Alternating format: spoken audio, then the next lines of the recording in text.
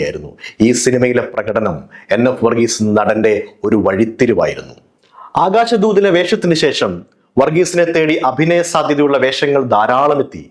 മാനത്തെ വെള്ളിത്തേര്, കമ്മീഷണർ, കടൽ, ചുക്കാൻ, പുത്രൻ, സാഗരം സാക്ഷി, സ്ഫടികം, സിപ്പായി ലഹള, പീറ്റർ സ്കോട്ട്, അക്ഷരം, സല്ലാപം, അങ്ങനെ ഓരോ സിനിമകളിലൂടെ തന്റെ സാധ്യതകൾ മലയാള സിനിമയിൽ അടയാളപ്പെടുത്തി മുന്നേറി.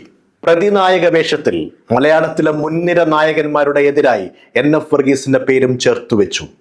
ലേലത്തിലെ കടയാടി രാഘവൻ, പത്രം എന്ന സിനിമയിലെ വിശ്വനാഥൻ, വല്യേട്ടനിലെ മാമ്പ്രം ബാവ, പ്രജയിലെ ലാഹിൽ വക്കച്ചൻ, നരസിംഹത്തിലെ മണപ്പള്ളി പവിത്രൻ, അങ്ങനെ പേരുകൊണ്ട് വേർതിരിച്ചറിയാൻ കഴിയുന്ന കഥാപാത്രങ്ങളെ അഭ്രപാളിയിൽ ചേർത്തുവെച്ച അതുല്യ നടനായിരുന്നു NF വർഗീസ്. പ്രതിനായക വേഷത്തിൽ ശോഭിക്കുമ്പോഴും പഞ്ചാബി ഹൗസിലെ ജോമോൾ ചെയ്ത സുജാതയുടെ അച്ഛന്റെ പോലുള്ള സ്വഭാവ വേഷങ്ങളും തന്മയത്വത്തോടെ അവതരിപ്പിച്ചു.